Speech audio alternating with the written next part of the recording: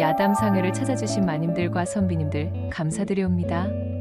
야담상회, 오늘의 몰아보기 한상 차림 지금부터 내어놓겠습니다.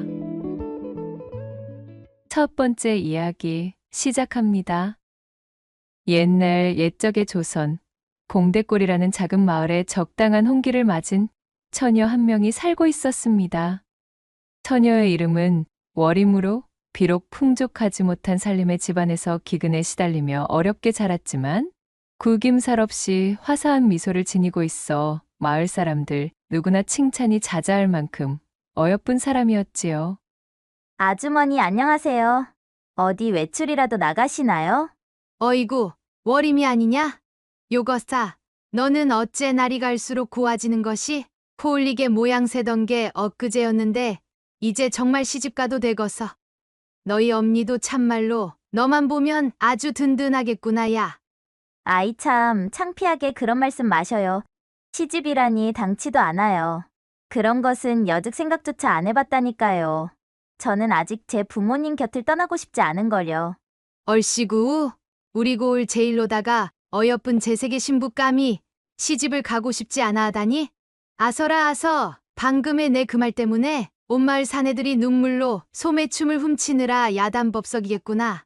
이렇듯 월임의 미색이 절정에 닿아 그 꽃을 활짝 피우게 되었고 전부터 그녀를 흠모하고 있던 여러 사내들의 집안에서는 좋은 조건을 앞세운 혼담들을 줄지어 밀어넣기 시작했습니다.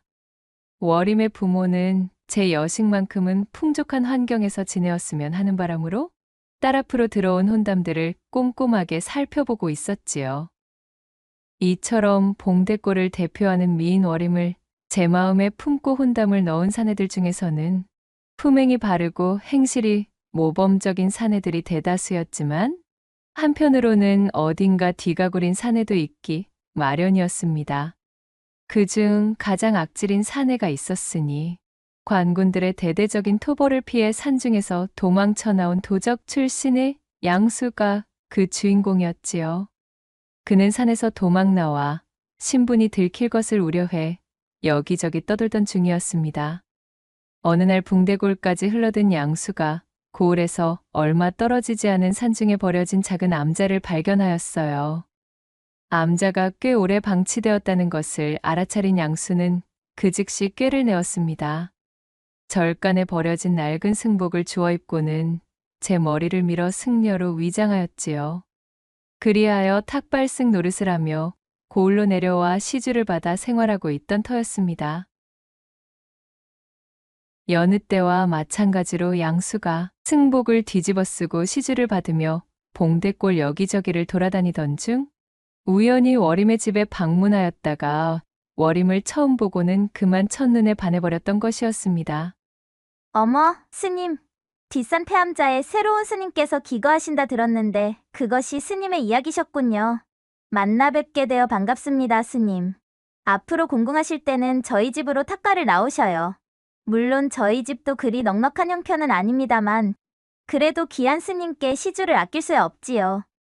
양수를 발견한 월임이 합장하며 반갑게 그를 맞이했습니다.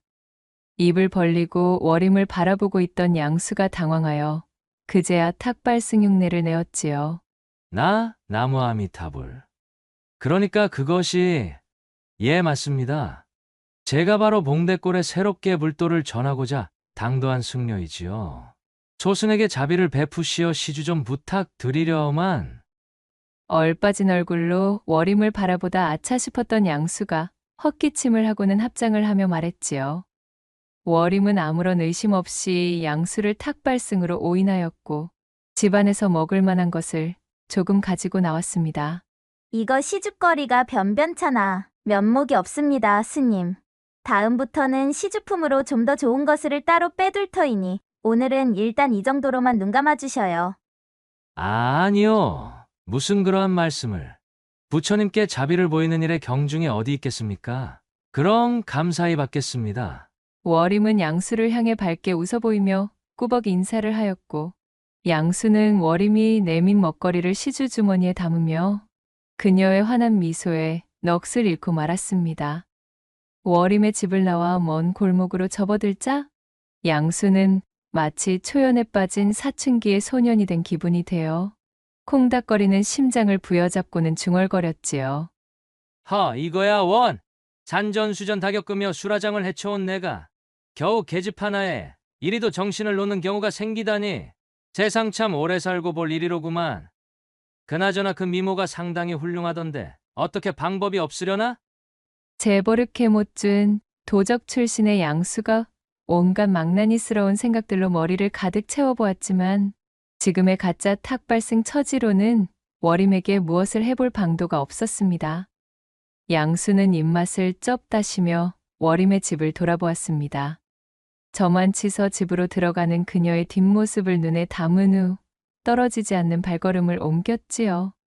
그날 이후 워림에게 단단히 빠져버린 양수는 틈만 나면 시주를 가장하여 워림의 집 근처를 배회하기 시작했습니다. 어느 날 양수가 다른 집에서 시주로 받은 인절미를 들고 워림의 집 앞으로 찾아왔습니다. 워림에게 맛있는 인절미를 나눠줄 생각으로 잔뜩 들떠 보였지요. 그녀의 집 담벼락에서 얼쩡대고 있으려니 담 너머 안쪽에서 워림과 그녀의 어머니가 대화하는 목소리가 들려왔습니다. 얘야, 그래서 어느 집 혼담에 응할 것인지는 따로 정해둔 것이 있느냐? 어머니 저는요? 저 아래 물레방아 옆집의 최씨 아저씨네 둘째 아들이 제일 괜찮은 것 같아요. 오냐? 그래, 이 어미의 생각도 그러하구나. 아무래도 적당히 살림살이도 번듯하고 밥 굶을 일도 없는 데다가 또 너무 형편이 차이가 나서 시집살이를 하느라 시달릴 만한 집도 아니고 말이야. 사실 혼인 따위는 아무래도 좋은데 저는 아직 이 집을 떠나고 싶지 않은걸요. 이 집에서 어머니와 함께 지내고 싶은데. 으이구 이거사, 혼담도 다 때가 있는 법이고 혼기도 놓치면 다시는 돌아오지 않는 법이란다. 네가 아직 나이가 어려 그리 생각할 수도 있지만은 자고로 이 혼례라는 것은 지금 네 나이 때 미리 초석을 다져 놓아야 하는 법이야. 언제까지고 너의 그 미모가 유지될성 싶으냐? 젊음은 마냥 너의 곁에 머무는 선물이 아니니 그런 소리 일랑 접어두고 괜찮은 조건의 혼담이 들어올 때 미루지 말고 얼른 날짜를 잡자꾸나. 내 매파 할멈에게 근시일 중으로 우리 집에 들르라 전해놓으마. 알겠어요, 어머니. 본의 아니게 두 사람의 대화를 엿듣게 된 양수는 당장 발등에 불이 떨어진 기분이었습니다. 이대로 구경만 하다가는 워림이 최씨네 둘째 아들 놈인지 뭔지에게 넙죽 시집을 가게 생겼으니 말이지요. 자신은 워림에 대해 아무런 자격도 없지만 그렇다고 순순히 그녀를 빼앗기고 싶은 마음은 전혀 없었던 양수는 궁리를 거듭하던 끝에 한 가지 묘책을 떠올렸습니다. 이튿날 양수는 목탁과 염주를 챙겨 들고 워림의 집을 방문했지요. 조어들은 연부를 기세 좋게 읊조리며 시원스레 목탁을 두드리던 양수는 소리를 듣고 사립 밖으로 나와 본 워림의 어미를 향해 호들갑을 떨기 시작했습니다. 나무아미타불 관세음보살. 모른 척 지나가려 하여도 집안에 달라붙어 있는 애끼가 원혼이 너무도 강렬하여 도저히 발이 떨어지지 않는구나. 아니 스님, 그것이 무슨 말씀이십니까요? 애기라니요? 난데없는 불길한 소리를 내뱉는 스님의 연불 소리에 워림의 어미는 놀란 눈으로 반문했습니다. 그녀가 미끼를 물자 더욱 신이 난 양수는 엄살 섞인 몸짓으로 목탁을 두드렸지요. 애끼라 함은 모름지기 엄청난 원한을 품고 스스로 유명을 달리한 뒤 제 꼬락서니와 똑같이 당할 희생자를 물색하여 저승길에 데려가고자 혈안인 그야말로 악독한 원혼. 보살님의 집터에 그 지독한 애끼가 달라붙어 있구려. 양수가 흥이 오른 거짓부렁으로 엄포를 놓아대자 워림의 어미는 사색이 되고 말았습니다. 그녀는 양수의 소매자락을 붙들고 말했어요. 아니 스님, 설마 우리 집에 무슨 병고를 가져오는 것은 아니겠지요? 그간 지독히도 가난하게 지내오면서 이제야 겨우 딸아이 혼담으로 형편이 조금 밝아지나 싶던 차에 대체 이게 무슨 소동인지 모르겠습니다요. 바로 그것이 문제입니다. 아무래도 원혼의 주인이 시집을 가지 못하고 떠난 손말명이라 이 집안의 따님을 길동무로 삼으려 하고 있어? 말을 잇지 못하고 새파랗게 질린 얼굴로 입만 벙긋거리는 월임의 어미를 보자 양수는 속으로 쾌재를 부르며 이거다 싶었습니다. 하나뿐인 여식의 경사스러운 혼담을 앞둔 월임의 어미가 양수에게 제발 도와달라 간청하였습니다. 양수는 두 눈을 감고 목탁을 두드리며 깊은 한숨을 내쉬었지요. 물론 속으로는 새어나오는 웃음을 억지로 참느라 혼쭐이 나던 중이었습니다. 참으로 안타까운 이야기지만 이 애끼는 그리 간단한 방법으로 퇴치할 수 있는 수준의 것이 아니외다. 양수가 거드름을 피우며 버티고 있으니 결국 월임의 어미는 땅바닥에 주저앉으며 애원하기 시작했습니다. 스님, 무엇이든지 알 터이니 제발 제 딸 좀 살려주십시오. 아직 꽃도 피워보지 못한 저 어린 것이 부모 잘못 만나 지금까지 고생만 하며 살아왔는데 이제서야 혼사를 앞두고 허리 좀 펴나 하는 와중에 참말로 이게 무슨 청천벽력 같은 소리십니까요? 월임의 어미는 목 놓아 눈물을 흘리며 소리쳤고 양수는 한쪽 눈으로 실눈을 뜬 채 그녀를 힐끗 내려다본 뒤 헛기침을 하며 무겁게 입을 열었습니다. 방법이 아예 없는 것은 아니외다. 애끼에게 곁을 내주지 않을 만한 법력을 지닌 사람과 짝을 이룬다면 따님의 신변에는 아무런 해도 없을 것이오. 그의 말에 월임의 어미가 눈을 번쩍 뜨고 자리에서 일어나 물었습니다. 스님, 그러한 법력을 지닌 사람이 대체 누굽니까요? 어지간한 범인이 그런 신통력을 지닐 리가 없지 않습니까? 물론 그러합니다. 예컨대 저같이 오랜 기간 수행을 쌓은 숙녀 정도가 그런 능력을 가지고 있다 할 수 있지요? 네, 아니 스님, 혹시 그렇다면 예, 맞습니다.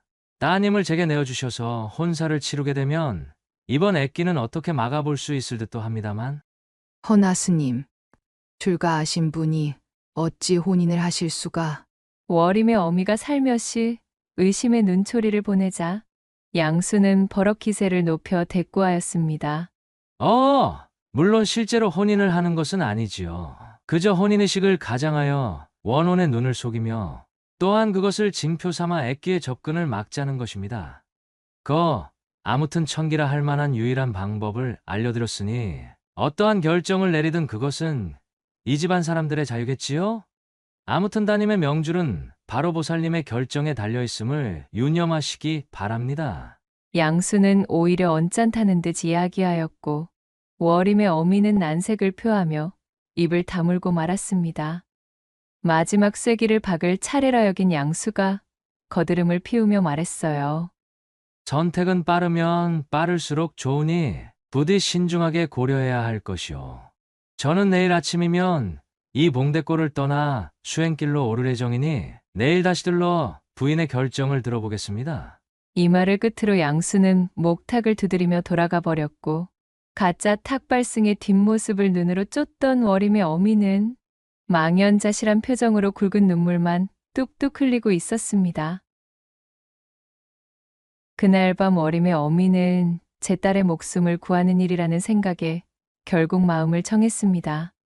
사정을 전해들은 월임 역시 의연한 모습을 보이려 애썼지만 벅차오르는 슬픔까지는 차마 감출 수 없었지요. 탁발승에게 시집을 가야만 하는 이 운명의 장난 같은 현실에 한숨이 나왔습니다. 어머니, 너무 슬퍼하지는 마셔요. 제 팔자에 정해진 운명이 그러하다면 어쩔 수 없이 따라야지요. 저는 괜찮을 거예요. 자신의 어미가 슬퍼할 것을 염려해 아무렇지 않은 척하는 딸의 마음을 알기에 월임의 어미는 붉어지는 눈시울을 감추지 못했습니다.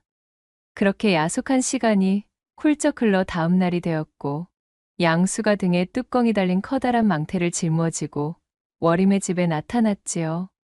길을 떠날 채비를 끝낸 월임이 제 부모와 마지막 인사를 나누고 있었습니다. 자신의 계략대로 일이 풀린 것을 확인한 양수는 입이 귀에 걸리는 것을 참기 위해 많은 노력을 기울여야 했어요. 그래, 마음은 정하셨는지요? 애써 침착한 모습으로 양수가 운을 떼자 슬픈 얼굴로 딸을 살펴보고 있던 월임의 어미가 모든 것을 체념한 투로 말했습니다. 예, 스님. 변고를 피하기 위해서는 정령 이 방법밖에는 없질 않겠습니까? 부디 제 여식을 잘 부탁드리겠습니다, 스님. 나무아미타불 관세음보살. 그 점은 걱정하지 마시지요. 저 역시 함부로 천기를 누설하여 하늘의 뜻을 거스른 몸. 이미 월임낭자와 저는 운명의 한 배를 탄 것과 마찬가지입니다. 애끼에 대한 걱정은 하지 않으셔도 좋습니다. 저와 함께 멀리 떠난다면 애끼도 더 이상 따님께 달라붙는 일은 없을 테지요. 스님, 앞으로 모쪼록 잘 부탁드리겠습니다. 월임까지 앞으로 나서 자신을 향해 고개를 숙이자 양수는 이미 천하를 얻은 듯 심취하여 기세가 올랐습니다. 자, 월임낭자, 고을을 떠나 애끼의 영향이 닿지 않는 곳에 당도할 때까지는 조금 불편하시겠지만 이 망태 안에 계셔야 하겠습니다. 이는 당연히 양수의 거짓말로 눈에 띄는 미인인 월임을 데리고 봉대골을 빠져나가다가는 고을 사람들의 쓸데없는 이목을 끌어 제 계략이 들통날 것을 우려했기에 고민 끝에 이런 술책을 쓰게 된 것입니다.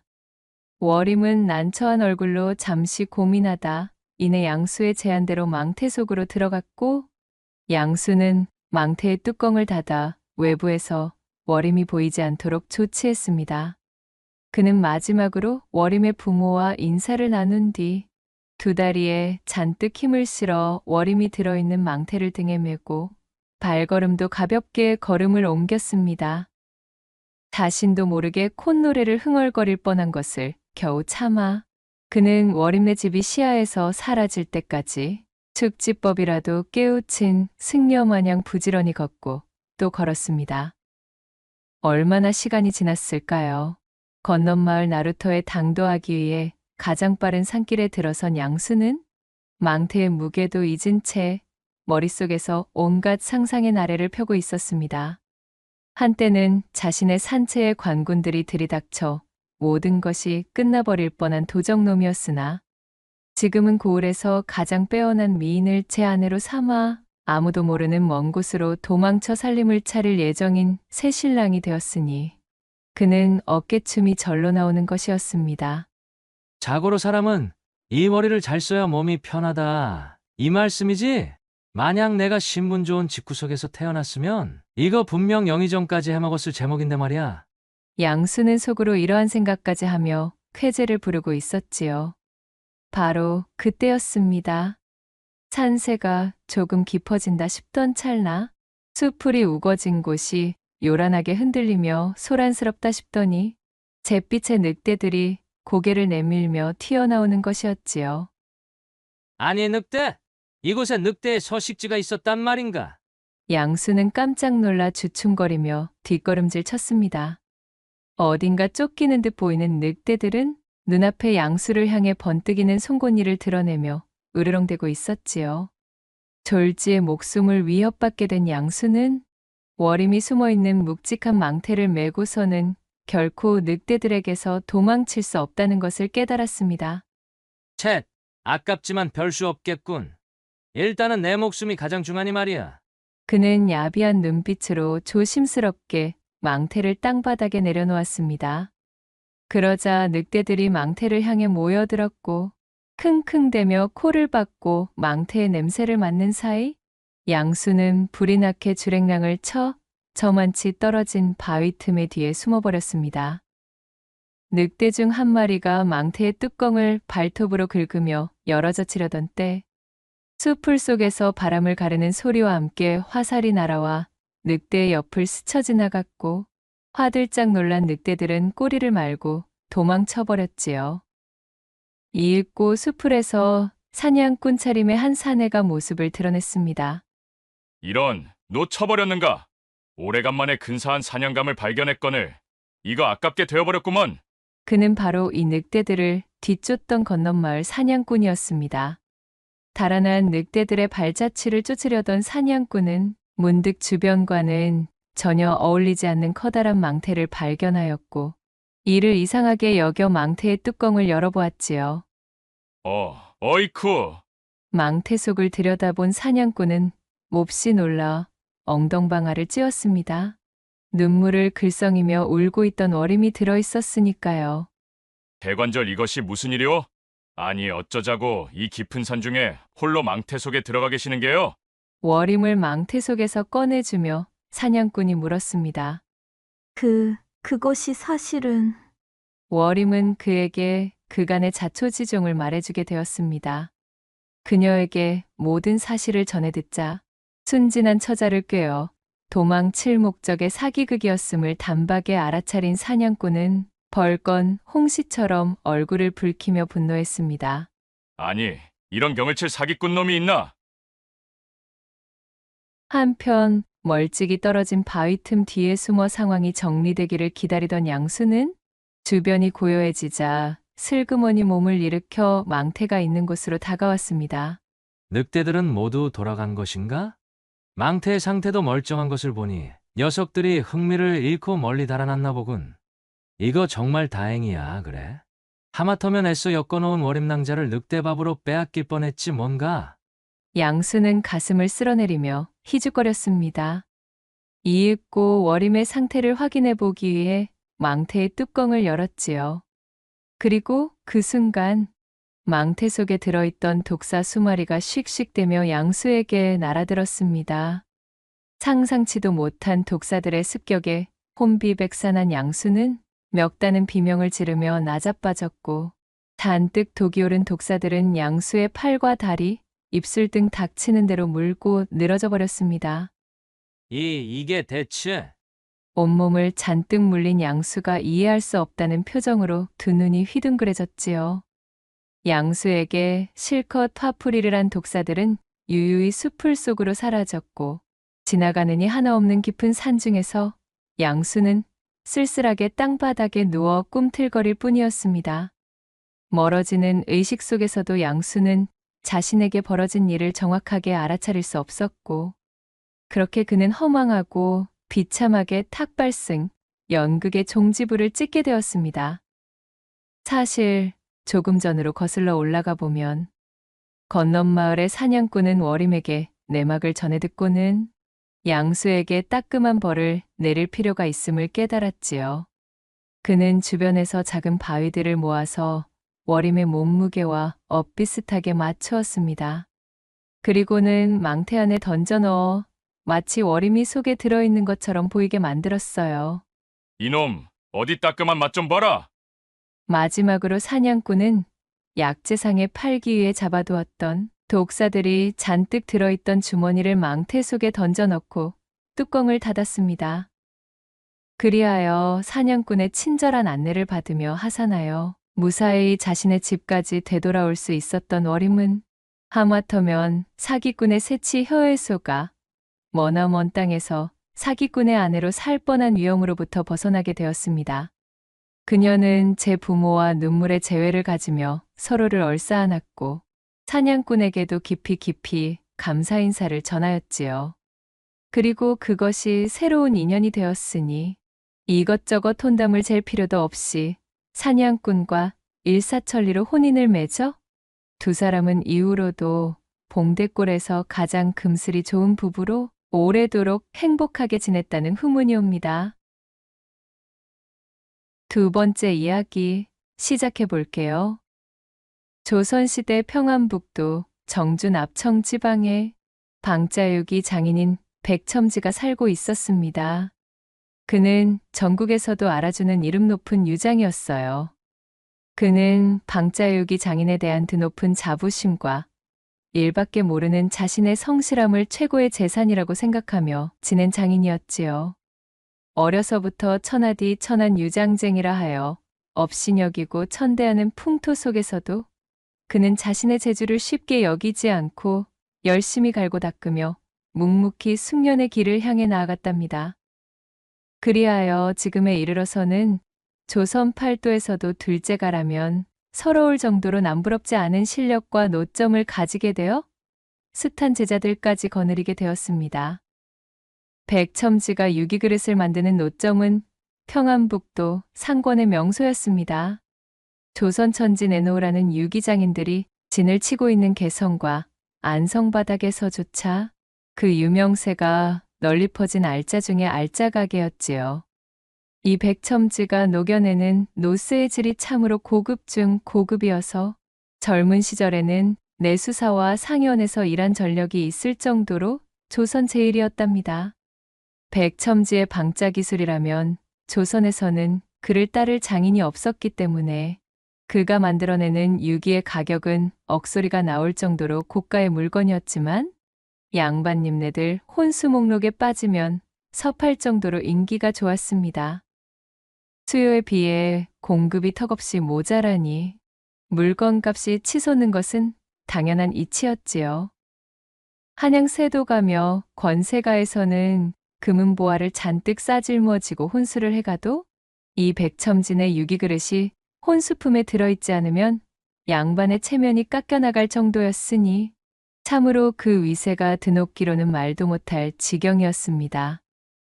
워낙에 전국적으로 밀려드는 주문이 많았던 데다 유기장을 자신의 천직으로 여기고 일에만 몰두하는 성미까지 더해지니 그는 하루에 허리를 제대로 펼 짬조차 내기 힘들 정도로 과로하기 일쑤였답니다. 아이고, 내 삭신이야. 관절이라는 관절이 멀쩡한 곳이 없구만 기래. 아무리 몸이 박살나도록 일을 해도 주문을 맞추려면 시간이 영 모자라는구먼. 주문이 산더미처럼 쌓인 탓에 일이 잔뜩 밀려 집으로 돌아가지도 못한 백첨지가 노점에 딸린 방에서 쓰러지다시피 몸을 던지며 투덜거렸습니다. 그리곤 등을 붙이자마자 기절하듯 잠에 빠져버렸지요. 다음 날 아침 일찍 눈을 뜬 백첨지가 기지개를 펴며 방에서 나와 공방을 둘러보는데 거렁뱅이를 겨우 벗어난 듯한 웬 젊은 총각이 공방의 화덕 옆에서 자신이 잠들었던 흔적을 치우고는 빗자루로 그 자리를 깨끗이 청소하고 있는 것이 아니겠어요? 백첨지가 헛기침을 하며 인기척을 던지자 총각이 하늘로 튀어오르듯 파들짝 놀라며 몸을 돌렸습니다. 그 모습을 본 백첨지가 말했지요. 이 공방 주인인 나의 허락도 없이 월담을 하여 내 목숨보다도 귀중한 공방의 화덕 옆에서 잠을 자긴 하였으나 제가 더럽힌 자리를 말끔하게 소재하는 것을 보아하니 경우는 밝은 청년이로구나. 그래, 무슨 사연인지는 모르겠으나 마땅히 기거할 곳이 없다면 이곳에서 잔심부름을 하며 안목 거들어 보지 않겠느냐? 몰래 들어온 도둑으로 몰릴 위험에 처하자 덜덜 떨며 잔뜩 얼어붙어 있던 총각이 백첨지의 너그러운 권유를 듣자마자 예상도 못했다는 듯 깜짝 놀라며 반문했습니다. 아니, 저 정말이십니까요? 뭐든 시켜만 주신다면 반드시 밥값을 해내 보이겠구만요. 잔뜩 기가 눌려 벌벌 떨던 청년은 백첨지의 말에 고개를 들어올리며 대번에 얼굴이 밝아졌고 그날부터 거렁뱅이 청년 강보는 백첨지의 노점 가게방에서 숙식하며 낮이면 기운 좋게 풀무지를 하는 것으로 거짓 신세를 벗어나게 되었습니다. 아버지, 아버지의 눈에 넣어도 아프지 않을 여식이 오늘도 이렇게 찾아왔답니다. 어디 오늘도 어여쁜 녹그릇을 잔뜩 만드셨는지요? 늘상 아버지의 일하는 모습과 비결이 궁금한데 대체 어째서 이 여식에게는 한 번도 보여주질 않으려 하시는 것인지. 제가 계집아이라 그래요?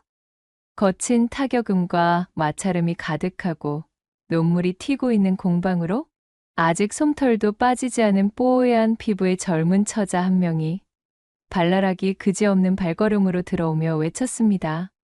바로 백첨지의 무남동녀 외동딸 보연이었답니다. 노쇠와 한 몸으로 지내며 일밖에 모르던 백첨지에겐 유일하게 자신의 직업보다 소중한, 눈에 넣어도 아프지 않을 소중한 여식이었지요. 왈가닥의 기질을 가지고 있던 이 보연은 틈만 나면 공방으로 들이닥쳐 제 아비가 일하는 모습을 구경하고는 하였는데 늘 이렇듯 공방에 여기저기를 헤집으며 호기심 가득한 눈을 빛내며 감나라 배나라 들쑤셔대는 것이었습니다. 그러던 어느 날이었어요. 여느 때처럼 공방에 들렀다가 풀무질에 여념이 없는 강보와 처음으로 마주친 보현은 텃세를 놓는 아낙네의 모양새로 양손을 허리에 얹은 채 거만하게 외치는 것이었습니다. 어랍쇼. 뭐야? 누군데 우리 아버지의 공방에서 풀무질을 하고 있는 거야? 강보가 공방에서 숙식하여 아무리 꾀죄죄한 꼬락서니를 지니고 있기로서니 초면부터 바로 천대하는 태도를 보이자 강보는 어이가 없었습니다. 그러자 멀찍이서 제 여식을 발견한 백첨지가 한숨을 푹 내쉬며 파리를 쫓는 듯한 몸짓으로 말했습니다. 이거사 왔으면 일하는데 방해되지 않게 얌전히 구경이나 하다가 갈 것이지. 어쩌자고 일하고 있는 강보를 귀찮게 구는 게냐. 강보? 강보라고요? 거 이름 한번 무식하게 힘만 셀 것 같이 일자무식스러운 이름이네. 아무튼 아니 아버지, 이 강보라는 사람이 언제부터 여기서 일한 거예요? 어이구, 그건 내가 알아서 무엇하게. 거 풀무질하는데 방해하지 말고 이리 비켜서 거라. 그나저나 너는 어찌 이리 공방에 자주 오는 게야? 논물이라도 튀면 어쩌려고 그러냐? 어이구, 못 말리겠구만. 보현의 무례한 등장에 기분이 그리 유쾌하지는 않았지만 자신을 거두어준 백첨지의 여식임을 알게 된 강보는 퉁명스러운 태도를 보이는 보현을 한번 슥 훑어보고는 아무런 대꾸도 없이 제 일에 열중하기 시작했지요. 보현은 화덕의 열기로 발그스름해진 뺨을 잔뜩 부풀리며 뾰루퉁해져서는 그런 강보의 뒷모습을 물끄러미 보다 말고 흥 하고는 몸을 돌려 공방에서 나가버렸습니다. 노쇠를 만들기 위해 용로에 합금을 할 때 가장 중요한 것은 바로 구리와 주석의 비율이었습니다. 그리고 그 황금 비율은 공방에서 오로지 백첨지 혼자만 알고 있는 특급 비밀이었지요. 이후의 공정에서 추가되는 몇 가지의 재료와 비법 역시 오직 백첨지만이 쥐고 있는 기술이었습니다. 백첨지의 노점에는 종업원이 10명이나 되었지만 방자를 두드리고 펴며 완성품으로 다듬어내는 기술도 마지막 마무리는 항상 백첨지의 몫이었습니다. 백첨지는 쉽사리 자신의 비결을 내어주지 않았어요. 방자육이 제작에서 가장 중요한 비법을 꽉 틀어진 백첨지가 못마땅하여 제자를 가장한 종업원으로 들어왔다 견디지 못하고 나가는 자들이 부지기수였으나 강보만큼은 마치 우직한 황소처럼 자리를 지켰습니다. 자신을 거둬준 백첨지를 은인으로 모시며 가진 굳은 일도 마다 않고 묵묵히 자신의 존재를 키워나갔지요. 그렇게 서너 해가 흐르자 강보는 풀무지를 면하게 되었고 백첨지는 드디어 강보에게 초벌방자 기술을 전수해 주었습니다. 강보가 조실부모하고 어릴 때 거지로 연명하다 백첨지의 공방까지 흘러들어왔으나 백첨지 덕택에 봄바탕이 드러나게 되었답니다. 얼굴은 이목구비가 훤칠해 제법 날카롭게 빠졌으며 연일 망치와 풀무로 다져진 상체는 어느새 근육이 붙어 떡하니 벌어졌습니다. 또한 키는 자그마치 팔척에 가까워졌으니 참으로 듬직하고도 근사한 사내가 되어 노점 근처 장터에서는 이 강보를 모르는 상인이 없을 지경이 되었습니다. 예전에는 백첨지의 방자유기를 구경하려 모여들었던 귀부인들이 어느덧 구석에서 망치질을 하고 있는 강보를 보기 위해 모여들 정도였지요. 어머나, 참으로 이런 공방에 처박혀서 논물이나 튀기고 있기에는 퍽 아까운 청년일세. 천한 유장질은 그만두고 우리 집 머슴으로 났었으면 알맞겠구만. 아니, 이 여편네가 채통머리 없이 이 무슨 망발이신가. 하지만 그 의견에는 나 역시 적극 동조하는 바이네. 중년의 여인들이 농을 던지며 깔깔 웃음을 터뜨렸으나 강보는 별일도 아니라는 듯 제 일에만 열중할 뿐이었습니다. 그리고 노점에서 저만치 떨어진 골목길 어귀에서 그런 강보를 물끄러미 허나 그윽하게 애가 타는 눈길로 바라보고 있는 한 여인이 있었으니 그녀는 바로 백첨지의 여식 보현이었지요. 보현은 공방에 놀러오는 사이 틈틈이 지켜보고 있던 강보에게 미운정 고운정이 들어버렸습니다. 왈가닥으로 백첨지의 응석바지 여식으로나 지내던 천방지축이 험하고 묵직한 금속을 다루는 거친 환경에 노출되어 용암 같은 용광로의 불길 앞에 다져진 야생적이고 울끈불끈한 사내에게 풍덩 빠지는 것은 어렵지 않은 일이었습니다. 홀적 사내가 되어버린 강보에게 어느새 크나큰 연심을 품게 된 것이었습니다. 강보 저 자식, 언제 저렇게 훤칠해져서는 말이야. 처음 이곳에 흘러들었을 때는 그야말로 거렁뱅이 몰골을 벗어나지 못하였거늘 언제 저리도 근사한 사내가 되었다지? 보여는 마른 침을 꿀꺽 삼키며 강보의 주변에서 질척거리고 있는 중년 귀부인들을 향해 인상을 쓰며 이를 갈았지요.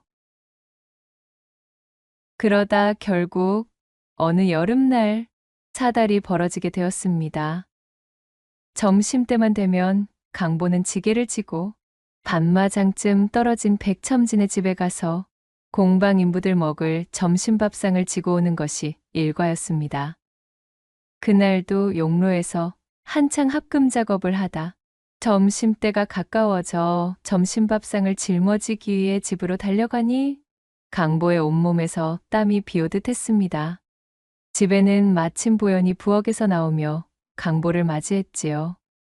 어휴, 얘 강보야. 몰골이 그게 뭐니? 누가 보면 땀으로 멱이라도 감은 줄 알겠구나. 어서 이쪽 우물로 오거라. 보현이 바가지를 들고 우물 쪽으로 앞장섰습니다. 예, 알겠구만요.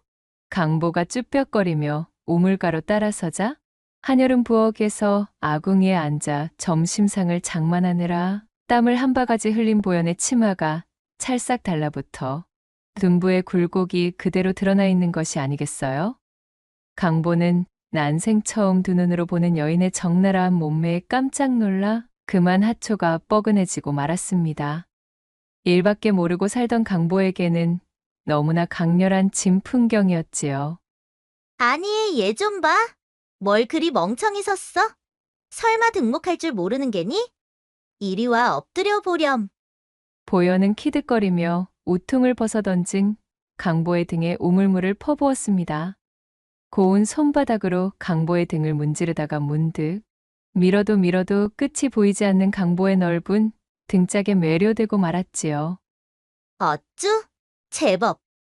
익은 홍시빛깔이 된 얼굴로 곁눈질을 하던 보현이 침을 꼴깍 삼키며 강보의 앞가슴 쪽도 물을 뿌리며 문지르자 헛바지를 뚫을세라 강보의 대들보가 공중을 향해 발포할 기세로 쿵쾅거렸습니다. 맙소사. 저게 대체? 보현은 자신의 눈을 의심했지요. 제 눈으로 목격한 강보의 육중한 대들보는 그간 보현이 억눌러 오던 인내심을 각살내기에 충분한 것이었습니다.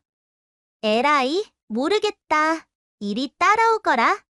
그 길로 보현은 강보에게 달려들고는 그를 부엌 뒤쪽으로 끌고 가 치마를 깔아두고 불타오르는 용광로 속에서 녹아내리는 쇳물 마냥 어우러지고 말았지요. 불꽃 같은 청춘 남녀의 화라산 같은 거사에 한여름 매미들도 무얼 아는 듯 신이나 목청껏 우러져쳤습니다. 그날 이후로 강보는 점심상을 받으러 갈 때마다 보현에게 잡혀 그냥은 돌아오지 못하는 신세가 되고 말았습니다. 그녀는 집에 아비가 없는 틈을 타서 점점 대담해져서는 제 집 부엌이며 우물 옆에 자리한 갈대밭이며 발길 닿는 곳이면 닥치는 대로 늘러붙어 누가 유기장인의 딸이 아니랄까봐 강보와 함께 용광로를 만들기 일쑤였지요. 강보는 이러다 큰일이 난다며 보현을 저지하려 했지만 그녀는 완강했습니다. 자신의 요구에 응하지 않으면 아버지인 백첨지에게 말해 강보를 공방에서 쫓아내게 만들 것이라며 엄포를 놓았습니다. 다소 과격한 방도이긴 했지만 사실 보현은 더 이상 이대로 강보를 홀로 방치해 두었다가는 귀부인들의 머슴으로 팔려가 그를 잃게 될지도 모른다는 생각에 덜컥 겁을 집어먹고 이렇듯 강보를 점 찍어두려는 심산이었습니다. 강보를 향한 춘심이 너무 과해 앞뒤 잴 틈도 없이 일이 되고 말았지요. 아무것도 모르는 강보는 그저 보현의 말을 얌전히 따를 수밖에 없었답니다. 그러던 어느 날 강보가 점심상을 치고 불이 나게 노점으로 가는데 담벼락 그늘에 앉아 졸고 있던 관상쟁이가 벌떡 일어나더니 대뜸 강보의 길을 막으며 외쳤습니다. 아니, 이보게나. 자네, 나 좀 잠시 보셔야겠어. 자네의 관상이 확 변하고 말았구만 그래. 예? 그 말을 들은 강보가 깜짝 놀라 반문하고는 관상쟁이의 영감을 밀치듯 제쳐버리고 헐레벌떡 노점으로 뛰어왔습니다. 숨을 몰아쉬며 안색이 새파래진 강보를 발견한 백첨지가 무슨 일이냐 물어보니 강보는 그야말로 벼락을 맞은 표정이 되어 손살에 쳤지요. 강보는 앞이 캄캄했습니다. 관상보는 영감쟁이가 내가 사부님의 여식과 그리도 음흉한 짓을 저질러 온 것을 몽땅 알아채고 말았구나. 그 짓을 하면 얼굴이 변하는가 봐. 설마 몇 번을 하였는지도 모조리 드러나는 것은 아니겠지. 나는 이제 꼼짝없이 내쫓겨나겠구나. 틀림없이 자신과 보현의 관계를 알아챈 관상쟁이가 자신을 겁박하기 위해 불러세웠다고 여기고 있던 강보. 순진한 강보는 온갖 잡생각을 떠올리며 불안에 떨다가 우선은 관상쟁이 영감이 헛소리를 퍼뜨리고 다니지 못하도록 입막음을 하려는 것에 생각이 미쳐 그간 쓰지 않고 고이고이 모아둔 품삯을 챙겨들고 관상쟁이 영감에게로 향했지요. 강보를 발견한 관상쟁이가 키득키득 웃으며 그를 반겨주었습니다. 저기 도사님 부탁입니다요. 제발 아무에게도 이르지 말아 주십시오. 이 돈은 제 전 재산이나 다름없으니 이것으로 부디. 그 잡스러운 푼돈은 되었고, 자네 그 고개를 한번 들어보시게. 관상쟁이 영감의 말에 강보가 중죄를 저지른 죄인 마냥 푹 숙이고 있던 고개를 들자 그의 얼굴을 유심히 보던 관상쟁이가 말했습니다.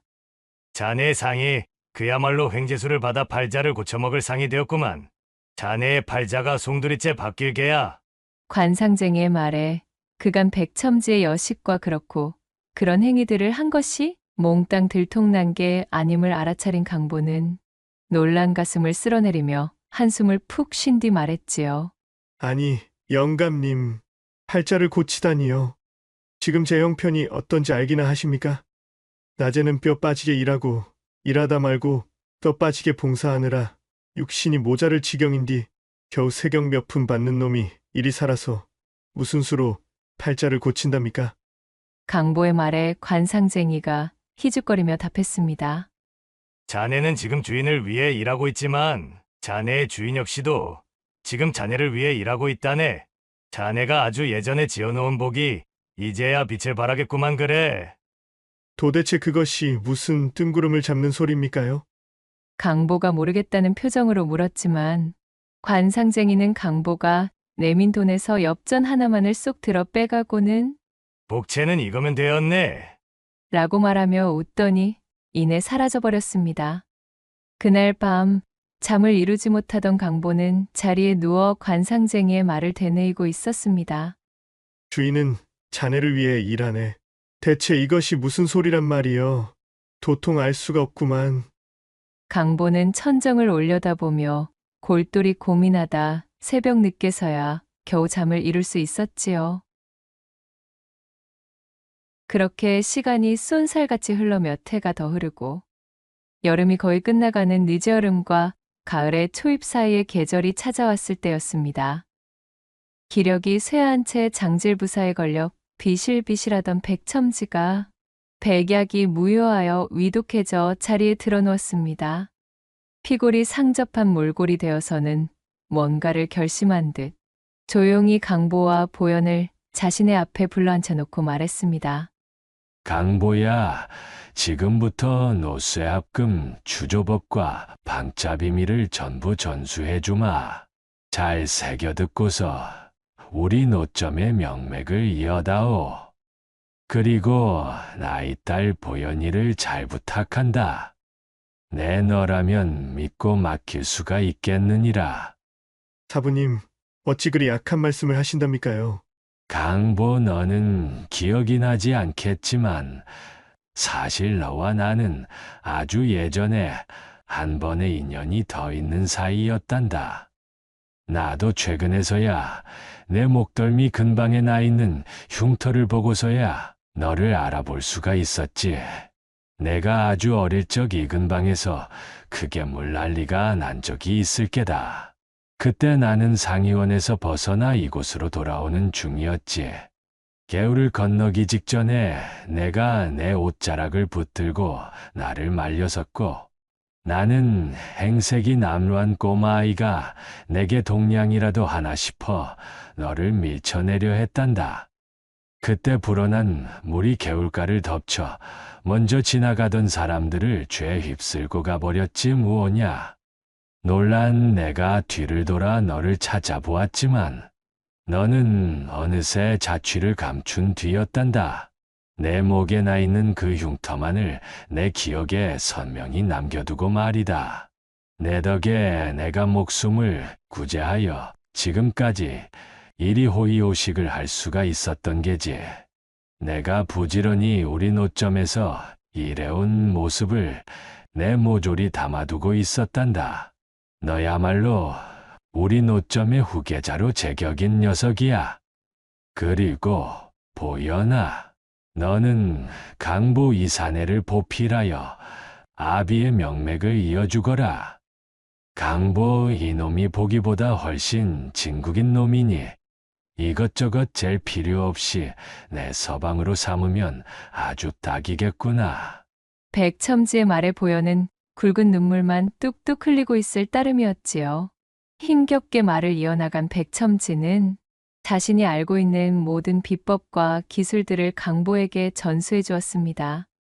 그리고는 이틀 후에 조용히 숨을 거두고 말았지요.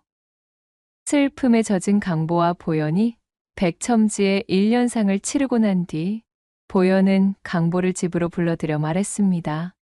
강보야, 아니 서방님, 제 절을 받으셔요. 이젠 저희 지아비로 모시겠습니다. 그간 제 변덕에 어울려주시느라 너무나 감사했어요. 이젠 제가 성심을 다해 받들겠사옵니다.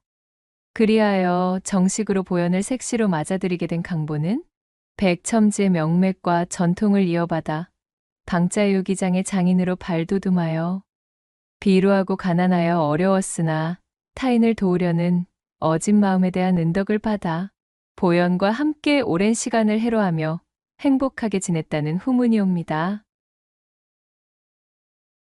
마지막 세 번째 이야기 시작합니다. 옛날 옛적 조선 중기의 한 한적한 고을에 일찍이 서당 친구였던 오생원과 허초 씨가 있었습니다. 이 두 사람은 서로가 기묘하게 대척되는 삶을 살아오고 있었답니다.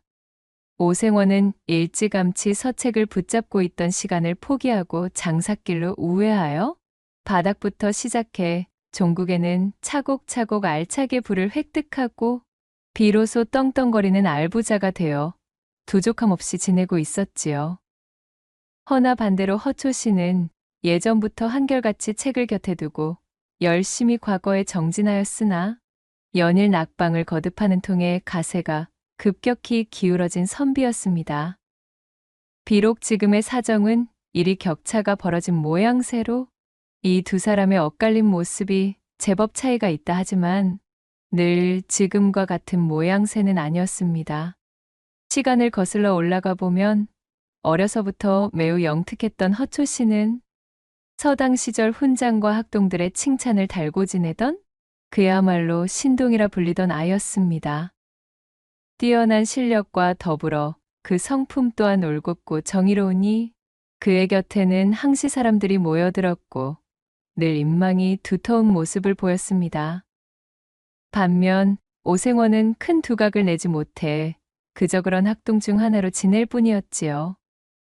소시적부터 특유의 꽁한 성격에 기본적으로 질투와 욕심도 심하여 주변 사람들과 잦은 마찰을 빚었고 늘 사람들의 빈축을 사곤 했답니다.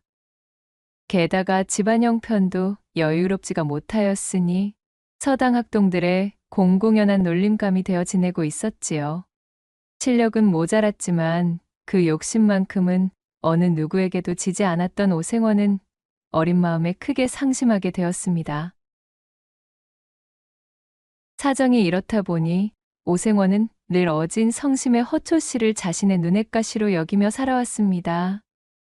허초 씨가 크게 무언가를 잘못한 것이 없었지만 그를 향한 열등감이 하늘을 찔러 견딜 수가 없을 지경이었지요. 오생원의 그런 마음을 일절 알지 못했던 심성착한 허초 씨는 집안이 어려웠던 오생원을 물심양면 아낌없이 도와주곤 하였습니다. 허나 자존심이 대단했던 오생원은 이것마저도 굉장한 치욕으로 다가왔습니다. 허초 씨의 조건 없는 경제적인 원조가 자신의 살림에 도움은 되었으나 허초 씨에 대한 감사의 마음보다는 열등감만 더 키우는 원인이 되었으니까요. 그는 자신의 집안 형편이 어려워 허초 씨의 도움을 받아야 하는 현실이 너무도 비참했습니다. 장성하면 기필코 허초 씨를 뛰어넘는 사람이 되어 그의 머리 꼭대기 위에서 복수를 하리라 다짐하며 이를 악물었지요. 오생원의 이런 속마음도 모르는 허초 씨는 그저 그를 깊은 친구로 대했고 언제나 제 곁에 두고 힘을 보태주며 지냈습니다.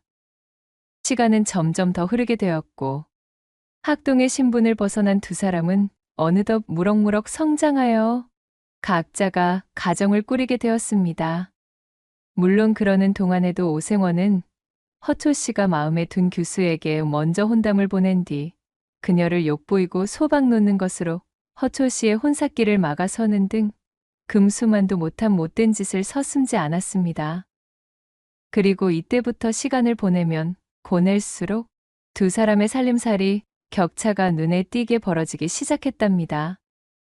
어려서부터 이를 악물고 결심한 것이 있어 돈이 되는 일이라면 그 어떤 더러운 일도 마다 않던 오생원은 진작에 장사의 길에 서서 약삭빠른 자신의 재능을 꽃피웠습니다. 그는 어두운 돈, 눈먼 돈, 더러운 돈 구분 없이 끌어다 모으며 바닥부터 올라와 차곡차곡 부를 축적하고 있었습니다. 돈을 향한 오생원의 집념은 실로 무서울 정도였어요. 그는 두 번 다시 형편이 넉넉지 못한 시절로는 돌아가기 싫다는 듯 악착같이 돈을 쫓고 있었습니다. 그 반면 신동 소리를 들으며 자랐던 허초 씨는 중요한 순간의 관문마다 고배를 마시며 초시 신세를 벗어나지 못하는 중이었지요. 이후로는 그 넉넉하던 갓에마저도 점차 기울어만 갔고 어느새 초시라는 허울뿐인 초라한 감투만이 남게 되었습니다. 허초 씨가 그렇게 일이 제대로 풀리지 않고 주춤하는 사이 먼 발치에서 그의 소식에 귀를 쫑긋 기울이고 있던 오생원은 그의 앞에 닥친 불행과 흉사에 날마다 쾌재를 불렀지요. 이거 듣자니 허초시 그놈의 가세가 기울어 이제는 과거 시험을 보기 위해 한양에 오를 노자조차도 마련하기가 힘들어졌다지? 그거 참 듣던 중 반가운 소리로구먼? 거 아주 꼴 좋다. 오생원은 허초 씨의 몰락이 마치 어릴 적부터 염원해오던 자신의 목표를 이룬 듯 그저 반갑기만 한 것이었습니다. 오생원은 그날 밤 기쁨을 감추지 못하고 돈을 잔뜩 풀어 기녀들을 데려온 뒤 연회로에서 흥청망청 뒤섞여 놀며 옷가지들이 흠뻑 젖은 기녀들을 품에 안고 방탕한 노름을 이어가며 삼경을 지새웠지요. 이렇게 장성한 두 사람의 운명이 서로 엇갈린 가운데 이제 오생원이 허초 씨보다 갖추지 못한 유일한 부분은 후사의 연이 없던 무자식의 자신과는 달리 허초 씨에게는 떡두꺼비 같은 아들이 있다는 것. 그 하나뿐이었습니다. 그럼에도 욕심을 거두지 못했던 오생원은 여전히 허초 씨를 마음에 두고 명분 없는 적개심을 버리지 않았지요. 어느 한적한 저녁 나절, 곰방대를 빼물고 마당을 바라보며 여유를 즐기던 오생원의 집에 그가는 코빼기도 비추지 않던 허초 씨가 불쑥 찾아들었습니다. 예상하지 못했던 허초 씨의 방문에 오생원이 눈을 흘기며 귀고만장 비꼬는 투로 입을 열었답니다.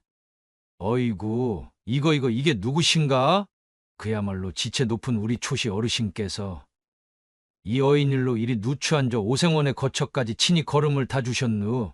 내일은 해가 서쪽에서 뜨겠구먼 그려? 이 같은 오생원의 빈정거림에도 허초 씨는 화를 내기는커녕 허어 웃으며 그에게 대답하는 것이었습니다. 아니, 오생원 이 사람아, 못 보던 사이에 아주 농이 한층 더 심해지셨구먼. 어디 내가 못 올 때라도 왔는가? 이 대체 얼마 만에 우리가 이리 다시 만나는 것인가?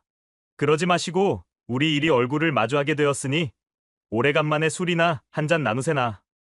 허초 씨가 푸근하게 웃으며 너스레를 던지자 그것을 바라보고 있던 오생원의 얼굴이 대번에 구겨졌습니다. 오생원은 예전부터 허초 씨의 저런 모습이 마음에 들지 않았지요. 자신이 기를 쓰고 뱉어내는 모진 소리에도 허초 씨는 마음에 생채기 하나 나지 않아 보였습니다. 그 호방하고 대범한 성품이 속 좁고 질투 많은 오생원의 속을 더욱 헤집어 놓는 것이었습니다. 오생원은 크게 헛기침을 하고는 마지못해 하인을 호출하여 술상을 차려오라 역정을 냈습니다. 괜시레 짜증을 받은 하인은 돌아서며 욕지기를 중얼거렸고 한참이 지난 후 부엌대기 하녀 하나가 조촐한 술상을 차려와 두 사람의 앞에 내려놓았지요. 오생원이 미리 하인에게 언질해 놓은 대로 비싸고 좋은 안주거리라고는 찾아볼 수 없는 지독하게도 조촐한 술상이었습니다. 나물 몇 점이 전부였으나 오생원은 그마저도 허초 씨에게 대접하기 아까워 이를 갈고 있었답니다. 허나 허초 씨는 그런 것일랑 아무렇지도 않다는 듯 술상을 받자마자 기뻐하며 외쳤지요. 어이구, 이거 갑자기 찾아와서 실례가 많네. 내 한 상 잘 얻어먹겠네. 인사치레를 하고 술잔을 기울이던 허초 씨가 웃으며 입안 가득 탁배기를 털어넣었습니다. 그렇게 한참이 지나자 오생원이 허초 씨에게 물었습니다. 그래, 찾아온 용건이 무엇인가? 자네와 내가 왕래를 끊은 지 제법 된 것으로 아네만 이리 연통도 없이 불쑥 찾아온 것을 보아하니 필경 무슨 부탁을 할 것이 있어 보이는데 말이야. 내 말이 틀렸는가? 오생원의 물음에 허초 씨가 빙그레 웃으며 고개를 끄덕였습니다. 그리고는 깊이 고민하는 표정이 되더니 말문을 열었지요. 자네, 돈을 좀 빌려줄 수 있겠나? 뭐, 돈? 아니, 이 사람이 갑자기 찾아와서 느닷없이 무슨 봉창을 두드리는 소리인가? 돈이라니? 돈이라는 단어를 들은 오생원의 눈썹이 대번에 진해처럼 꿈틀댔습니다. 그의 표정을 바라본 허초 씨는 술 한 잔을 입에 털어놓고는 한숨을 쉬며 말을 이었습니다. 사실은 내가 지병을 앓고 있는 데다가 말일세. 못난 서방을 둔 죄로 이제는 탓에마저 좋지 않아 기울고 말았다네.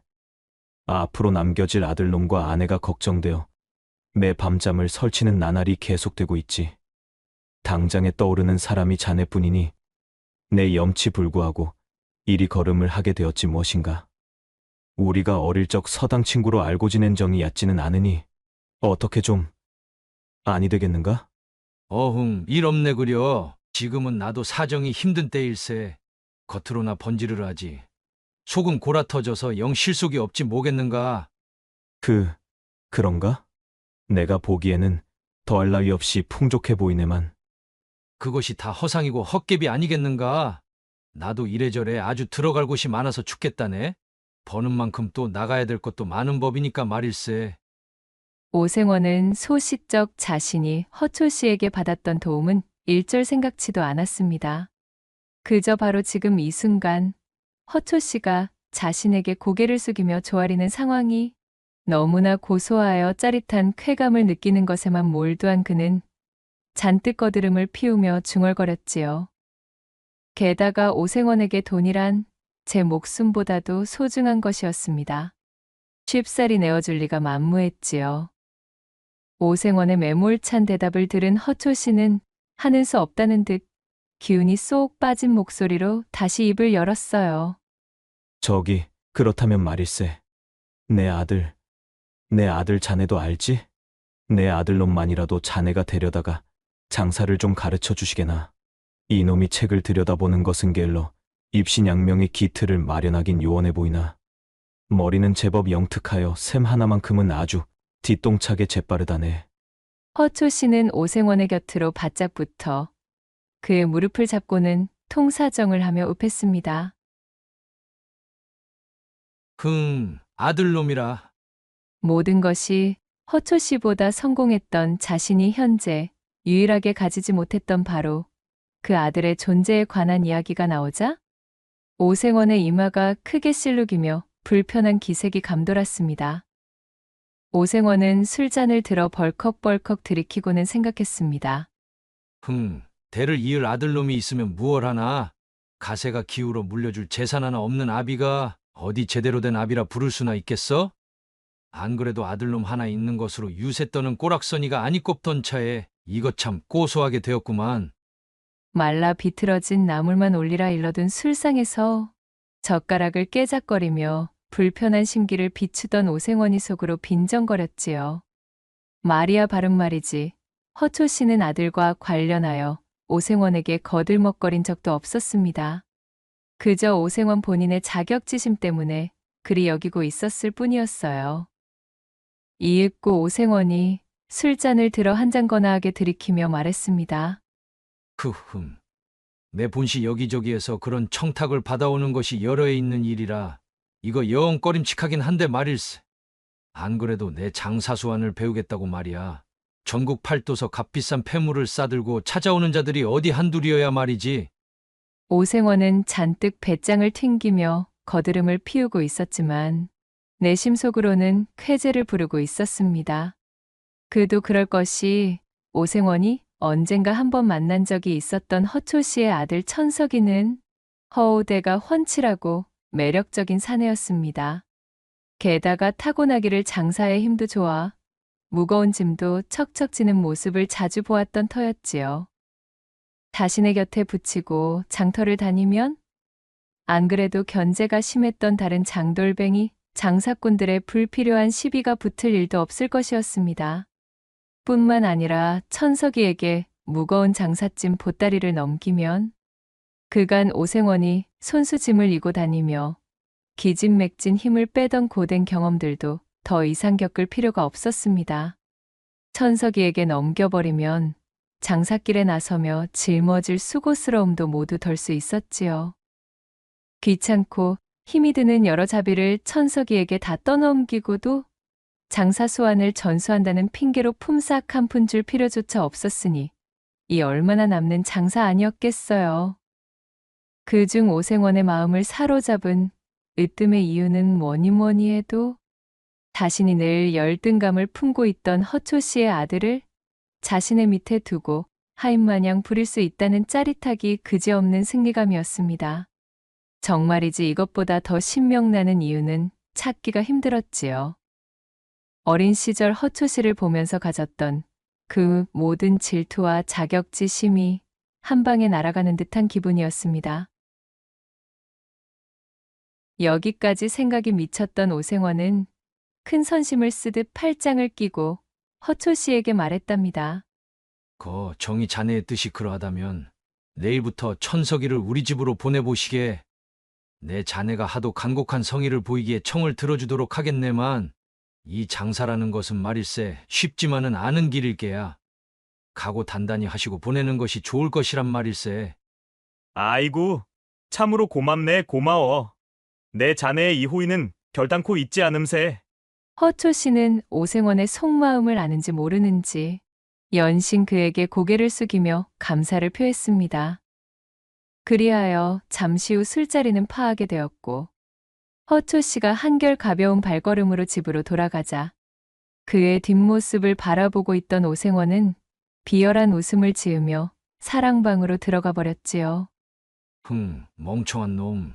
어디 애비 잘못 만나서 고생하는 아들놈의 얼굴을 보고도 내게 감사하다는 소리가 나오는지 보자. 아니 영감, 오랜 친구를 만나셨던 거 아니셨어요? 어찌 이리 기색이 언짢아 보이십니까? 후사를 보지 못해 진작에 쫓아내버린 본처 대신으로 젊고 예쁜 맛에 들인 후처가 오생원에게 다가오며 묻자 오생원이 버럭 성질을 내며 일갈했습니다. 못이 어쩌? 친우는 연병을 누가 얼어 죽을 놈의 친우야? 거 쓰잘데기 없는 소리 하지 말고 싸게 이부자리나 피고 들어누워봐. 이 여편네야. 언제까지 우리 집에 대를 이을 아들놈을 가져다 놓지 않을 셈이여? 내 본처가 그것 때문에 쫓겨났다는 소리도 못 들어보았는가? 오생원의 외침에 무안해져 얼굴이 홍시처럼 붉어진 첩씨를 획 잡아 채 금치미에 거칠게 눕힌 오생원은 속 시끄러운 콧김을 잔뜩 뿜고는 용두질로 그녀를 꾹꾹 눌러대는 밤을 보내기 시작했습니다. 그리고 다음 날이 밝은 아침 대바람부터 허초 씨의 아들 천석이가 오생원의 집을 찾아들었습니다. 허초 씨의 부탁대로 오늘부터 본격적인 오생원의 시동 노릇을 하기 위해 찾아온 것이었습니다. 꾸벅 고개를 숙이며 인사하는 천석이를 내려다보던 오생원은 뒷짐을 진 채 헛기침을 쏟으며 거드름 가득한 태도로 입을 열었지요. 거 너희 아비가 하도 극진히 청하였기에 내 하는 수 없이 너를 드리는 것을 수락했느니라. 내 앞으로 너에게 장사의 기본과 나아갈 길을 알려주도록 할 터이니 곁에서 항시 나를 제대로 보필하며 어깨너머로 잘 배워보도록 하여라. 알겠느냐? 예, 생원 어른, 여부가 있겠습니까? 부디 맡겨만 주십시오. 미력 하나마 최선을 다할 것을 다짐하고 약속드리겠습니다. 그래. 능력 없는 못난 아비를 둔 너에게 무슨 죄가 있겠느냐? 이것이 다 제 가정을 제대로 건사하지 못한 내 아비가 쌓은 죄건을 어찌되었든 천석이 내 놈은 나의 밑에서 한 3년만 굴러먹다 보면 그 이후로는 너 혼자서도 밥값 정도는 할 수 있을 수준으로 커 있을 터이니 너무 걱정일랑 말거라. 네, 생원 어른, 앞으로 열성을 다해 보필하겠습니다. 오생원이 마치 들으라는 듯 자신의 아비를 면전에서 대놓고 욕보임에도 천석이는 별다른 반응 없이 듬직하게 인사를 올리며 결의에 찬 눈을 보였습니다. 그런 천석이를 흘끔 흘겨보던 오생원은 마땅찮은 눈빛으로 몸을 획 돌려 마당 안쪽으로 들어가 버렸지요. 그날 이후로 오생원은 근 달포 동안을 천석이를 데리고 다녔습니다. 이른바 전국 팔도를 돌아다니는 유랑 장사길에 천석이를 동행시킨 것이었어요. 말이 팔도 유랑 행상이었으나 사실 장사미천이라고는 다름 아닌 오생원의 집에서 직접 만든 조악한 가짜 강장 청심환이나 가짜 해구신 검포, 또한 가짜 기력 보양제 등이었습니다. 그것들을 비싼 상품인양 비단보에 잘 말아 포장하여 괴짝에 차곡차곡 쌓아 올린 것을 천석이에게 짊어지게 하였고, 오생원은 앞장서서 단골 고객들의 집들을 방문하여 기세 좋게 그것들을 팔아댔습니다. 여느 때와 마찬가지로 어느 으리으리한 기와집 앞에 선 오생원은 늘상 왕래하던 사이인 듯 대문을 익숙하게 두드렸지요. 인기척에 하인이 나와 문을 열어주었고, 그렇게 대궐 안으로 들어간 오생원이 집주인과 반갑게 인사를 나누었습니다. 집주인은 그야말로 나이가 지긋한 영감이었지요. 아이고 이보게 오생원, 어찌 이리 걸음이 늦었는가? 내 자네를 기다리느라 눈이 빠지기 일보 직전이었자는가? 어르신, 그간 강령하셨습니까? 그래, 별고는 없었지요. 허기사, 제가 항시 공급해드리는 그 강장제를 드시고 별고가 있을 리가 있겠습니까마는. 물론이지. 그렇고 말고. 그나저나 자네, 지난해에 꼭 구해준다던 물건, 이번에야말로 가지고 왔는가? 단단히 기억하고 있겠지. 이번에야말로 반드시 구해놓겠다. 나와 깊이 약조하지 않았는가? 노쇠한 몸으로 장기침을 해대던 영감이 곁에서 부채질을 하며 심드렁이 두 사람의 대화를 듣고 있던 젊은 첩실에게 손짓을 했습니다. 뭔가 중요하고도 비밀스러운, 그러면서도 첩실에게 보여서는 안 되는 거래라도 하는 듯한 낌새였지요. 첩실은 콧방귀를 뀌고는 몸을 돌려 방에서 나가버렸고, 그런 첩실의 엉덩이를 음흉한 눈빛으로 훑던 오생원이 대답했습니다. 어이구, 영감님, 입 아프게 말한들 무엇하겠습니까? 안 그래도 내 이놈을 구해놓기 위해 조선팔도 안 나가본 바다와 안 둘러본 섬이 없습지요. 진귀하다는 소문이 팔도로 퍼져나가 있는 통에 이 물량이 턱없이 부족하지 뭡니까? 정국서 아저씨가 마른 귀한 물건이지요. 오, 그래. 참으로 고생이 많았네. 어디 좀 보여주시게. 어디 그뿐이겠습니까? 이것을 구해 돌아오는 길에는 해적까지 만나버린 통에 참말로 죽을 뻔하였지요. 이리도 어렵사리 구한 물건이니 가격은 제대로 잘 쳐주셔야 하겠습니다. 자, 천서가 여기 영감님께 우리 물건을 보여드리거라.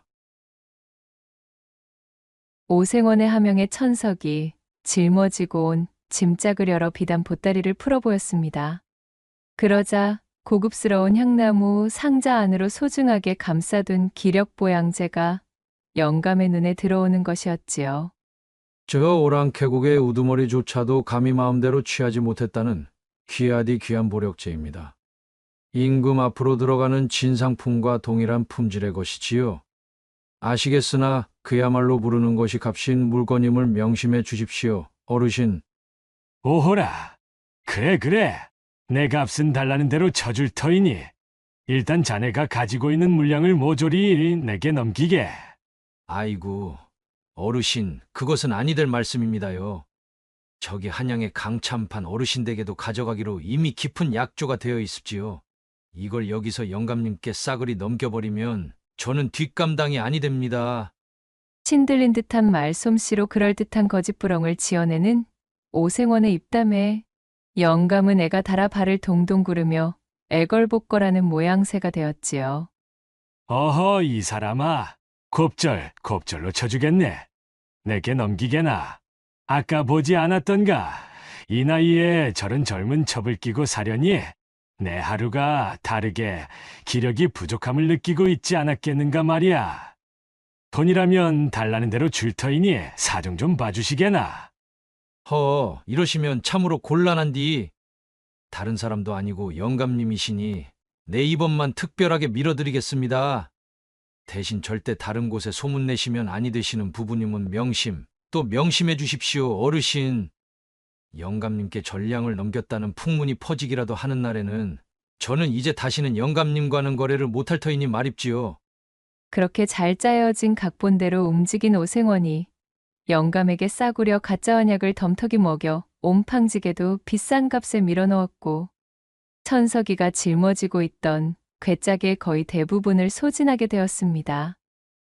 가벼운 발걸음으로 영감의 집을 나선 지 조금 지났을 때 자꾸만 뒤를 돌아 방금 전에 기와집을 힐끔거리던 천석이 무겁게 입을 열었습니다. 저 하생원 어른, 제가 무엇을 좀 여쭈어도 되겠습니까? 그래, 말해보거라. 다름이 아니고 방금 파신 기억 보양제 말입니다. 그것은 그저 제가 뜯어온 자풀을 말려 집에서 대충 뭉쳐낸 한약 아닌지요. 그런 것을 어찌 저리도 비싼 값으로 팔 수가 있으십니까? 천석이의 말을 들은 오생원이 너무나 한심하다는 표정을 지으며 멈춰섰습니다. 그는 꾸짖듯 천석에게 소리쳤지요. 무엇이 어쩌고 어째? 아니 이런 세상천지 덜 떨어진 놈 같으니라고는 제 아비를 닮아 융통성이라는 것이 아예 씨가 말라버린 놈이로구만. 이 멍청한 놈아, 본디 장사라는 것이 다 그런 것임을 정녕 모른단 말이더냐? 자네 집미에 진짜 백인 명약을 구해온들 그것이라고 어디 무조건 다 제값을 하는 줄 안다면 큰 오산이니라. 그저 좋은 것이라고 믿고 먹으면 그것이 곧 보양제여 보력제인 것을. 저 영감은 골골대는 몸으로 저토록 젊은 첩실비위를 맞추느라 밤마다 진땀을 빼며 시달리고 있으니 이번 거래로 누이 좋고 매부 좋고 아니겠느냐. 오생원이 침을 튀기며 열변을 토하니 천석이는 실망스럽다는 듯 작게 중얼거렸습니다. 허나 생원 어르신, 그것은 남을 속이는 행위지 않습니까? 아니 이놈이 그래도 썩 입을 다물지 못할까? 그런 마음가짐으로 무슨 큰일을 배우겠다고. 내 놈은 참으로 부자가 되긴 다 글렀다, 이놈. 화가 나 잔뜩 성을 내며 팔자걸음으로 앞서 걷는 오생원의 뒷모습을 지켜보던 천석이 조용한 목소리로 말했지요. 부자라. 부자 말씀입니까? 천석은 오묘한 표정으로 성큼성큼 앞서가는 오생원을 바라보다 그의 뒤를 따라 걸음을 옮겼습니다. 그러한 일이 있고서도 두 사람은 줄곧 붙어 다니며 장사를 이어나갔지요. 두 사람은 정해진 기한 동안 조선 곳곳을 돌아다니며 장사에 매진하는 것을 게을리하지 않았답니다. 장사 미천으로 잔뜩 마련해둔 갖가지 가짜 보양제들을 몽땅 팔아치워 집으로 돌아올 시기가 되었을 때쯤에는 두둑하게 한몫 생긴 상태였지요. 준비한 물건을 모두 팔아치우고 집으로 돌아오는 길에 위치한 나루터에서 오생원의 장기침이 유독 심해지는 것이 느껴졌습니다. 장사를 나서던 때부터 나오던 마른 기침이었는데 지금은 눈에 띄게 심해진 모양새였습니다. 이거야 원, 제 얘기. 해가 갈수록 몸이 약해지는구먼. 자, 서두르자. 이 배를 놓치면 하루를 꼬박 기다려서 배를 잡아야 하니 손해가 이만저만이 아닐 것이야. 예, 생원 어른. 우직하게 자신을 보필하는 천석이의 부축을 받으며 그렇게 그들은 첫 장거리 장사길을 성공리에 마치고 집으로 돌아오게 되었습니다. 함께 다녀보니 오생원의 생각보다도 천석이는 더욱 쓸모가 많았습니다. 처음에는 허초 씨에 대한 자격지심과 억하심정으로 천석이를 낮잡아보고 멀리하였으나 시종일관 성실하고 초심을 잃지 않는 꾸준한 모습에 서서히 그에 대한 마음도 열리고 있었답니다.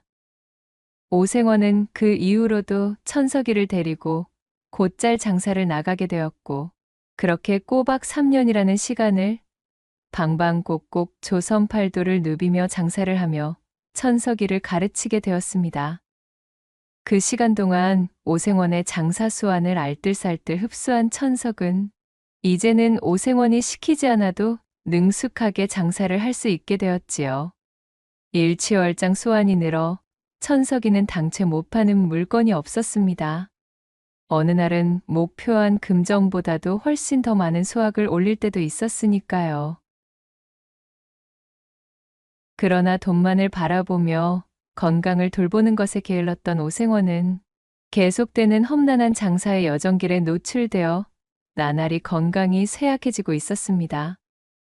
꼬박 3년을 채우고 나니 그의 몸 상태는 매우 악화되었기에 장사 말미쯤에는 차도가 보이지 않을 정도로 좋지 않은 상황이 되어 있었습니다. 장기침으로 시작하던 곧불기가 이제는 뿌리 깊은 기침으로 변질되어 각혈의 빈도마저 잦아지더니 마침내 자리에 드러눕고 만 것이 아니겠어요?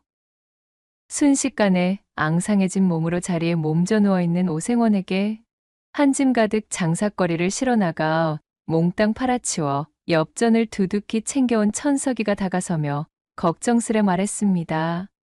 생원 어른, 좀 어떠십니까? 어서 쾌차하셔야 또 장사길에 나설 텐데요.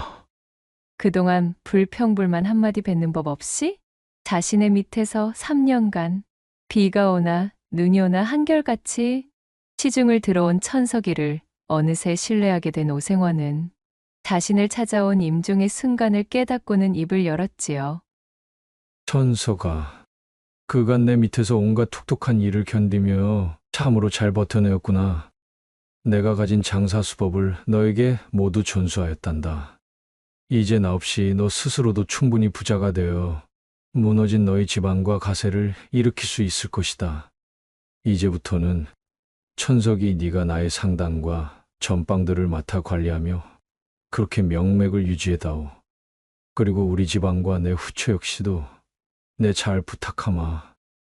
속 깊은 곳에서 끓어오르는 진심을 힘겹게 전한 오생원이 눈물 가득한 얼굴로 천석이를 올려다보며 글썽거렸습니다.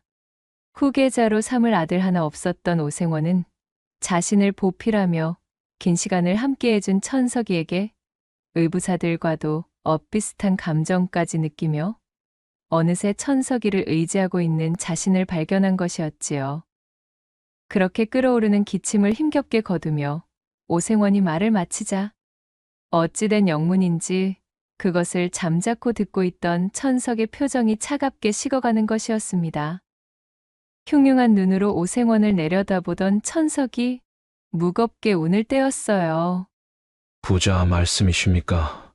생원 어른, 저는 그런 식으로는 부자가 되고 싶지 않습니다. 제가 추구하는 길은 음험한 노인네에게 가짜 환약이나 밀어넣으며 거짓된 강장제를 권하는 그러한 방식은 아니지요. 허나 말씀하신 대로 생원 어르신의 후처분 만큼은 그리 걱정하지 않으셔도 될 겁니다. 어르신의 말씀이 없으셔도 이미 오래전부터 제 선에서 잘 보살펴드리고 있었으니까 말이지요. 천석이의 의미심장한 말에 오생원이 대체 이것이 무슨 소리인가 싶어 어리둥절하던 그때 마침 방문을 두드리며 오생원의 후처가 들어왔습니다. 그녀의 손에는 오생원에게 먹일 약사발이 담긴 소반이 들려 있었지요. 처음에는 사이좋게 부부 생활을 영위하고 있었지만 전처와 마찬가지로 후처인 그녀에게도 도무지 상기가 찾아올 기미를 보이지 않자 이에 크게 실망한 오생원은 그녀를 구박하며 나날이 모질게 대하고 있던 참이었습니다. 허나 다행인지 불행인지 후처는 그 천성이 곱고 어지럽기에 오생원의 몹쓸 구박을 묵묵히 감내하며 지금까지 그를 제아비로 따르고 있었지요. 두 여인 모두에게 후사를 기대할 수 없었음에 오생원은 모든 것을 체념하고 포기하려던 참이었습니다. 여보, 좀 어떠셔요? 이 약을 좀 들고 어서 쾌차하셔야지요. 여기 약을 우욱. 아니 그런데 이게 무슨 일이겠어요? 오생원에게 약사발을 내려놓으며 앉던 젊은 후처가 탕약의 후텁지근한 냄새를 맡더니 갑자기 헛구역질을 하는 것이 아니겠어요? 그 모양새가 여느 헛구역질과는 달랐음을 한눈에 알아차릴 수가 있었답니다. 자리에 누워있던 오생원이 그것을 알아차리고는 두 눈을 부릅뜨며 말했습니다. 뭐시여? 아니 이게 무슨... 언제부터요? 몇 달이나 되었는가? 그의 추궁에 화들짝 놀란 젊은 부인은 그저 고개만 떨굴 뿐 말이 없었습니다. 그때 천석이가 오생원의 말을 가로채며 입을 떼었습니다. 어르신의 씨가 아니니 안심, 아니 관심은 끄셔도 좋습니다. 아마도 이제 석 달 차 되었을 겁니다. 지피는 밤으로 셈을 해보면 아마 그쯤일 테지요. 3년간 장삿길에 나서며 자신의 젊은 처와 합방한 적이 일절 없었던 오생원이 천석이의 말에 돌아가는 상황을 퍼뜩 알아차렸지요. 어쩐지 밤만 되면 후처가 묘하게 자신이 잠들기만을 기다리는 눈치를 보인다 싶었는데 이런 속사정을 숨기고 있었을 줄은 몰랐던 것입니다. 털썩같이 믿고 있었던 임종을 앞두고서야 자신을 돌아보며 인정해주려 하였던 천석이가 자신의 후처와 야음을 틈타 몰래 정본을 낸 것도 모자라? 그래, 그 씨앗까지 잉태하게 되었다니요. 참으로 기가 차고 코가 막힐 노릇이었습니다. 아니 뭐시라? 이 이놈이 내 놈이 감히 내 처와... 믿었던 도끼에 발등이 찍힌 분노에 핏발 가득 선 눈으로 무섭게 천석이를 올려보던 오생원이 깊은 기침을 하며 소리쳤습니다. 부들부들 떨리는 손으로 천석이의 멱살을 쥐려 했지만 병든 몸이 그의 뜻대로 움직여줄 리가 없었어요. 그런 오생원의 몸부림을 묵묵히 바라보고 있던 천석이는 아무런 표정도 없이 침착한 목소리로 말을 이어나갔습니다. 생원 어른께서 일찍이 저희 아버지를 하대하며 괄시해온 것을 저는 이 집에 들어오기 전부터 모두 알고 있었습니다. 소시적 제 아버지의 도움을 받아 생원 어른께서 본인의 집안을 일으키고도 정작 저희 아버지가 도움이 필요할 땐 냉랭히 외면하셨던 것 또한 잘 알고 있지요. 생원 어른, 일전에 저를 향해 부자가 되긴 글러먹은 놈이라 칭하신 적이 있으시지요. 허나 저는 생원 어른과는 조금 다른 길로 걸었을 뿐 부자가 된다는 최종 목표는 다르지 않았습니다. 제가 부자가 되는 방식은 바로 이런 식이었으니까요. 저는 이 집안의 모든 것을 물려받을 적법한 후계가 끊긴 이 집안을 취하여 제 것으로 만들 작정입니다. 여기 있는 어르신의 후처와 새살림을 차려 뱃속에 있는 아이와 함께 가정을 꾸려서 말이지요. 언제부터 담아왔는지도 모를 천석이의 진심이 담긴 잔잔한 분노에 오생원은 할 말을 잃은 채 입만 벙긋거릴 뿐이었습니다. 그의 황망한 눈빛을 내려다보며 천석이 마지막 말을 뱉었습니다. 생원 어른, 본디 장사라는 것이 이런 것 아니겠습니까? 제게 그리 가르치지 않으셨습니까? 누이 좋고 매부 좋은 것이 바로 장사의 기본이라고 말이지요.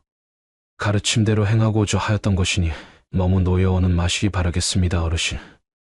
이놈! 부엉이가 구슬프게 우는 삼경의 시각. 치밀어 오르는 화를 주체 못한 오생원은 그날 밤을 넘기지 못하고 그렇게 원통하게도 눈을 감아버렸습니다. 임종의 순간을 맞이한 오생원의 얼굴에는 설명할 수 없는 회환과 절망감, 그리고 참회인지 원통인지 헤아릴 수 없는 눈물 한 줄기가 맺혀 있었답니다. 대를 이을 자식이 없었던 오생원의 장례를 성대하게 치러준 천석이는 생전 오생원의 부자론에 대한 조언대로 그가 이룬 모든 것을 취하여 투철한 장사꾼으로서의 면모를 유감없이 발휘하였습니다. 자신의 아이를 잉태한 그의 젊은 처와 부부의 가약을 맺고 오생원이 한평생 긁어모은 재산을 손쉽게 차지하여 기울어가던 허초 씨의 가세를 단숨에 일으켰을 뿐 아니라 그간 핍박받으며 모진 구박 속에 살던 후처에게 날개를 달아주어 그녀가 행복할 수 있도록 최선을 다하였고 후처 역시도 자신에게 어질게 대해주는 천석이를 새로운 지아비로 모시며 그렇게 행복한 삶을 꾸려나갔다 전해지고 있사옵니다. 낭독해드린 이야기가 마음에 드셨다면 구독과 좋아요, 댓글로 야담상회를 응원해 주셔요. 늘 잊지 않고 야담상회를 찾아주시는 마님과 선비님들 시청해 주셔서 참으로 감사하옵니다.